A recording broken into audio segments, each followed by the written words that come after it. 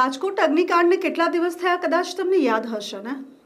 રાજકોટ અગ્નિકાંડને ઘણા દિવસ થઈ ગયા ને આમ ગણવા જઈએ તો તક્ષશિલાને તો અધધ વર્ષો થઈ ગયા. આવા અગ્નિકાંડ જ્યારે સર્જાય ને ત્યારે એસઆઈટીની રચના તો ફટાફટ થાય, અને જે ફટાફટ રચનાઓ જે થાય ને એ રીતે કામ તો શરૂઆતી દિવસમાં થાય, પણ જેમ જેમ દિવસો જાય તેમ તેમ એ કામ ઠંડુ પડતું જાય. અને હવે આવા અગ્નિકાંડ તો કેટલાય થતા હશે, ઘણા આપણા ધ્યાનમાં આવે છે કારણ કે તે મોટા પાયે થતા અગ્નિકાંડ છે. પણ આવા નાના મોટા અગ્નિકાંડ ક્યાંય થતા હશે, કેટલાય થતા હશે ને કેટલાના જીવ હોમાતા હશે, તેની કદાચ આપણને કલ્પનાય નથી અને તેની કદાચ આપણને ખબરેય નથી.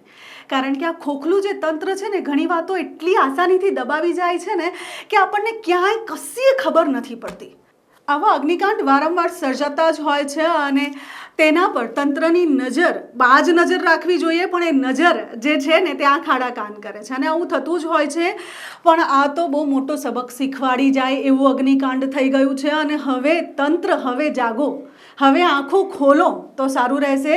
આવી જ વડોદરાની વાત લઈને હું આપની સમક્ષ હાજર છું. નમસ્કાર, હું છું શીતલ, આપ મને જોઈ રહ્યા છો હેડલાઇન ન્યૂઝના માધ્યમથી.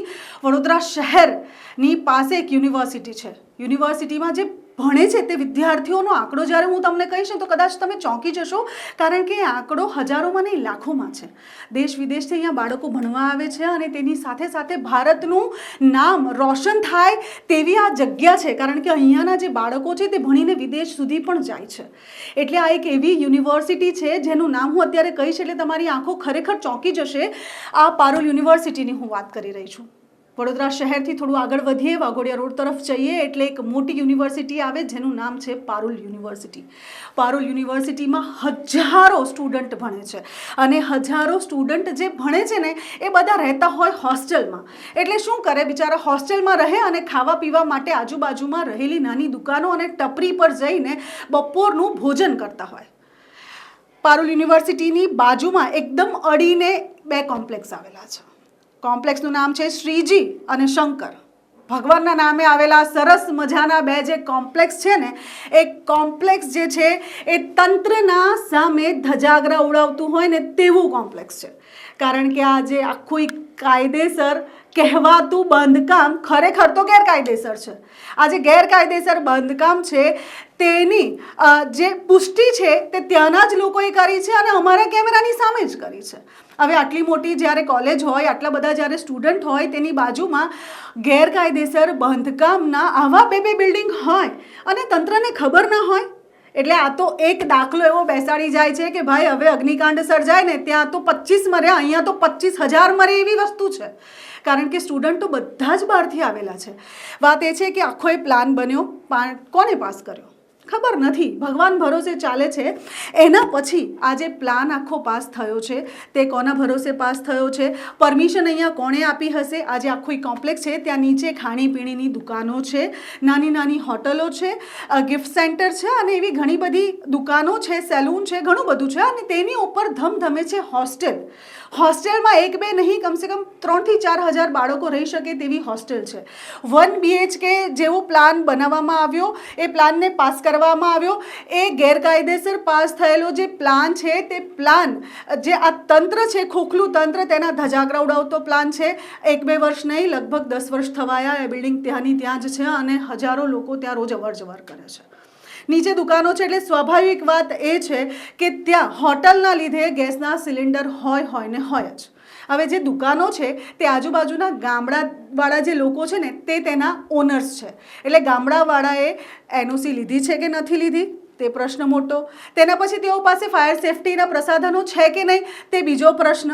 તેની સાથે સાથે ઉપર હોસ્ટેલ ચાલે છે એટલે એ હોસ્ટેલ પણ ગેરકાયદેસર ચાલે છે. હોસ્ટેલની પરમિશન કમર્શિયલ કોમ્પ્લેક્સમાં કોને આપી તે ત્રીજો પ્રશ્ન. અને ચોથો પ્રશ્ન, જેટલી પણ દુકાનો છે તે દુકાનોવાળા પાસે ગુમસ્તા છે કે નહીં.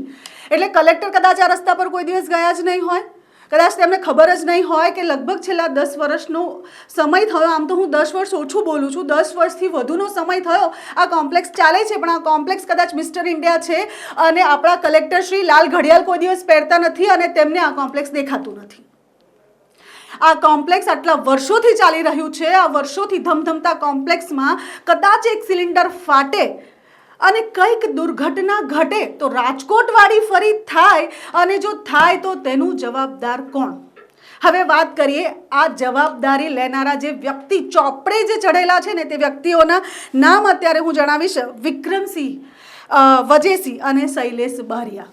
આ ત્રણ એવા વ્યક્તિ છે જે 3 વ્યક્તિ અહીંયા મહિને લાખો રૂપિયાનું ભાડું ખાય છે, લાખો રૂપિયા ખિસ્સામાં જાય છે. અમે પહેલાં જ કીધું છે કે જ્યાં સુધી તંત્રના ખિસ્સામાં એટલા રૂપિયા પડ્યા હશે ને એ વજનથી ખુરશી છોડીને તંત્ર દોડી શકે નહીં. એ તંત્ર ક્યાંય કંઈ પણ ચેક કરવા જઈ શકે નહીં. વાત કરીએ આ 3 જણની, તો આખી આ બિલ્ડિંગ જે છે તે આ 3 જણના જે છે કહીએ કે આપણે તે લોકોની દયા નજરથી ચાલી રહી છે. તે લોકો ત્યાંના માલિક છે, તે લોકો ત્યાંના કોન્ટ્રાક્ટર છે અને આ 3 જણના નજરોની સમક્ષ આ બિલ્ડિંગ ધમધમી રહી છે. અને જો કોઈક દિવસ કંઈ પણ થશે ને તો ફરી એકવાર આ સાગઠિયા જેવા 3 ગઠિયા છે, આ 3 ગઠિયા ફરાર થઈ જશે. અને તેના પછી જે લોકો છે, જે માતા પિતા અત્યારે રાજકોટમાં અને તક્ષશિલામાં રડી રહ્યા છે, તેમ બીજા માતા પિતાઓ રડશે. પણ વાત અહીંયા એ થશે કે અહીંયા ભારતનું નામ ખરાબ થશે, કારણ કે જે વિદ્યાર્થીઓ ભણવા આવે છે ને તે લોકો ભારતના નથી હોતા, તે લોકો બહારથી પણ આવે છે. એટલે શરમની વાત એ થાય કે અહીંયા તો ભારતનું નામ પણ ખરાબ થાય. એટલે દેશની છબી ખરાબ થાય ત્યાં સુધી તંત્ર સૂતું રહે, એટલે આ તો વિચારવાની વાત છે. પણ હવે ગઈકાલે એક આશાની કિરણ દેખાઈ આવી છે, કારણ કે હવે વાઘોડિયાની અને આજુબાજુના વિસ્તારોની ભાગદોડ સંભાળવાની જવાબદારી ધર્મેન્દ્રસિંહ વાઘેલાને મળી છે. એટલે કે આપણા સૌના બાપુને મળી છે.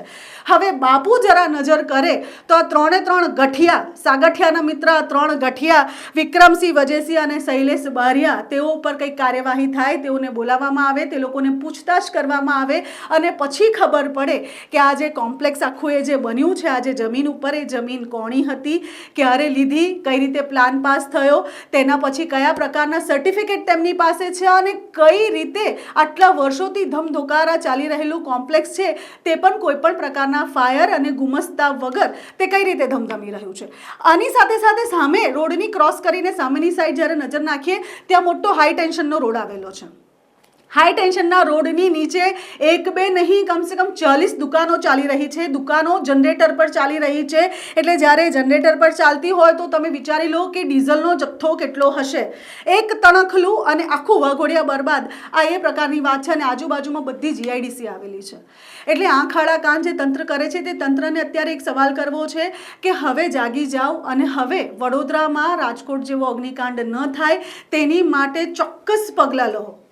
ચોક્કસ પગલાં લો. કલેક્ટરશ્રીને અત્યારે અમારા માધ્યમથી કહી રહ્યા છે કે તમે ચોક્કસ પગલાં લો, નહીંતર તો આ વખતે જો અગ્નિકાંડ જેવો કોઈક કાંડ વડોદરામાં થઈ જશે કે તક્ષશિલા જેવો કાંડ જો વડોદરામાં થઈ જશે તો હવે વડોદરાવાસી કદાચ સહન નહીં કરી શકે.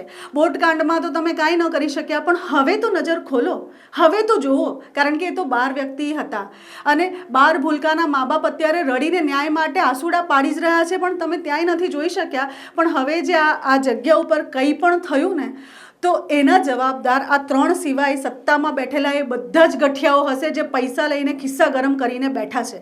એટલે હેડલાઇન ન્યૂઝના માધ્યમથી હું શીતલ આપ સૌને એક જ વિનંતી કરવા માંગુ છું, જે લોકો તંત્રમાં છે, ધર્મેન્દ્રસિંહ વાઘેલા, તેમને પણ એક વિનંતી કરવા માંગુ છે કે વાઘોડિયાની બાગડોર જ્યારે તમારા હાથમાં છે તો ભ્રષ્ટાચારથી વાઘોડિયાને મુક્ત કરશો. અને આવા જેટલા પણ લોકો છે જે પૈસા ખવડાવીને ગેરકાયદેસર રીતે જે પણ કાર કરી રહ્યા છે તે દરેક લોકોને જેટલું જલ્દી બની શકે એટલું જલ્દી તમે પકડી લો તો ખૂબ સારી વાત રહેશે. આગળ હવે આ વાતને વધારી નહીં શકું એટલે અહીંયા જ પૂર્ણ વિરામ મૂકું છું. પણ અત્યારે વાઘોડિયાની આજુબાજુમાં આવેલી એ જે જગ્યા છે તે કઈ રીતે ચાલી રહી છે, શું છે, તેના વિડીયોઝ તમે પાછળ તો જોયા જ, પણ તે છતાંય ફરી એકવાર નજર કરશો અને તેના પછી જે પણ દર્શકો આ જોઈ રહ્યા છે તેમને આ જગ્યા વિશે કોઈ પણ પ્રકારની માહિતી હોય તો કમેન્ટમાં જરૂરથી કહેશો, યા તો અમારો નંબર સ્ક્રીન ઉપર તમને આપી રહ્યા છે તે નંબર પર જરૂરથી જાણ करवा माटे विनंती. અત્યારે મને रजा आपशो. नमस्कार. अशोक भाई, ये जो बिल्डिंग है उसमें आपका हॉस्टल के अंदर अभी क्या परिस्थिति है, लोग है कि नहीं, आपके पास परमिशन है कि नहीं? नहीं, हमारे पास परमिशन है, लेकिन हमारे पास अभी स्टूडेंट नहीं है तो हम नहीं चला रहे हैं. बाकी परमिशन है हमारे. किस चीज़ की परमिशन? हॉस्टल चलाने का. मतलब यहाँ ये बिल्डिंग लीगल है? लीगल. उनके पास परमिशन में क्या क्या है? आपके पास ड्यू है, GST भरा हुआ कोई लेटर है, कलेक्टर की परमिशन है? कलेक्टर वाला नहीं है मेरे पास, क्योंकि ये कलेक्टर में आता है, कॉर्पोरेशन में नहीं आता. तो इसमें हमारे पास नहीं है फिलहाल.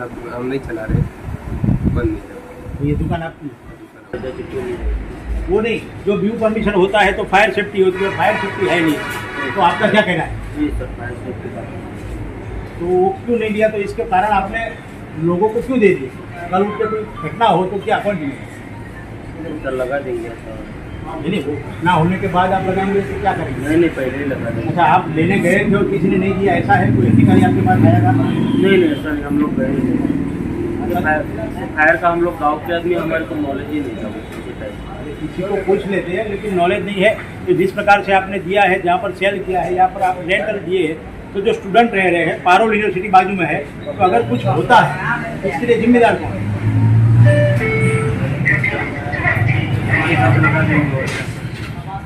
અજયસિંહભાઈ, આ સામે જે મિલકત છે, જેમાં હોસ્ટેલ છે, દુકાનો છે, એમાં લીગલ શું છે તમારી પાસે અને પરમિશન વગરનું શું છે?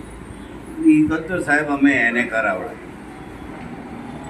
પછી બાંધકામની પરમિશન, બાંધકામની પરમિશન લીધી. ટાઉન એનો પ્લાન પ્લાન પણ છે અમારી પાસે. અને હોસ્ટેલ તમે ચાલુ કરી છે, હા, હોસ્ટેલ ચાલુ કરી છે. તો કોની પરમિશનથી? કારણ કે આટલી આવક થતી હોય તો એમાં જીએસટી પણ આવે. હા, તમે જીએસટી જીએસટી ભરો છો? ભરીએ છીએ. અચ્છા, એની પહોંચ મને દેખાડી શકશો? હા હા, અચ્છા, જીએસટી ભરો છો, ક્યારથી શરૂ કરી? એ તો ગઈ સાલથી છે. ઓકે. હા, હમણાં જ ચાલુ થયું. હા. આ કેટલા વિસ્તારમાં મિલકત છે, કેટલા વારનો પ્લોટ છે? હવે એમ તો સાહેબ 80 મીટરનું પહોળાઈ છે એની. હવે લંબાઈ કેટલી છે એ બહુ ખ્યાલ નહીં. 85 મીટરની. તમે એના શું છો, માલિક છો કે માલિક. ભાગીદાર? માલિક. નામ શૈલેષભાઈ બારિયા. સિટી રેસિડેન્સી કોમ્પ્લેક્સ બનાવ્યું છે. 23,000 ચોરસ ફૂટ પ્લોટમાં બનાવ્યું છે. એમાં અમે 4 ભાગીદાર છે. અમે 2 જણા 30% ભાગીદાર છે. હું ને ફોગતભાઈ પટેલ અને એમના ફતેહસિંહભાઈના 2 દીકરાઓ છે. એ 20-30% ભાગીદાર છે. અને રેસિડન્ટમાં પરમિશન લીધી છે. નીચે રેસિડન્ટમાં વેચાણ કર્યું છે, પણ દુકાનો એ લોકો દુકાનો ચલાવે છે. ઉપર હોસ્ટેલ છે 3 માળની, એ હોસ્ટેલ અમે ભાડેથી આપી છે. ભાડા કરાર કર્યો છે, પણ હવે પૂરો થઈ ગયો છે. 30/4/24 છે. ફરી રિન્યુ કરાયો નથી. राजकोट अग्निकांड का अभी सुना आपने घटना? हाँ, सुना है। तो क्या अभी आपको लगता है कि इस प्रकार की इलीगल परमिशन मिले तो ऐसा चलाना चाहिए? चलता है सर, क्या करें? नहीं लिया है। सॉरी, लोगों की जान, बच्चे की जान, लोग यहाँ दुकान वाले हैं, या सॉरी सर, सॉरी से मतलब कोई किसी की जान में नहीं। आपके पास परमिशन के लेटर क्या क्या नहीं है फायर पालिका नहीं।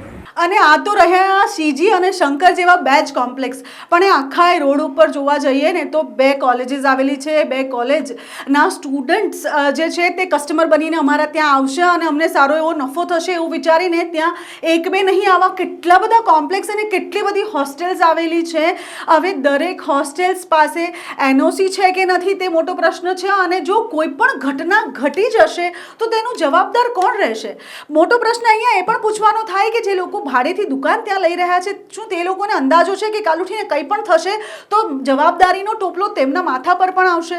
એટલે તે લોકોએ વધારે જાગૃત થવાની જરૂર છે કે જે લોકો ત્યાં ભાડુઆત તરીકે જઈ રહ્યા છે, જે લોકો ત્યાં ભાડું ચૂકવી રહ્યા છે, અને બીજા જે લોકો જે ભાડું ખાઈ રહ્યા છે. એટલે વિચારીને પહેલાં દુકાન આપવી એ સૌથી મોટો પ્રશ્ન છે. અને વાત રહી ઘટનાની, તો અગ્નિકાંડ એક જોતા જોતા ઘટી ગયો. એક નાના તણકલાથી આખું એ ભસ્માભૂત થઈ ગયું. ટીઆરપી ઝોન બોટમાં વાત કરીએ તો 1-2 છોકરાઓ લાઈફ જેકેટ વગર હતા એવું તે લોકો કહે છે, પણ એક લાઈફ જેકેટ પણ અત્યારે જિંદગી બચાવી શકે તેમ હોય છે. તક્ષશિલામાં પણ એવું જ હતું.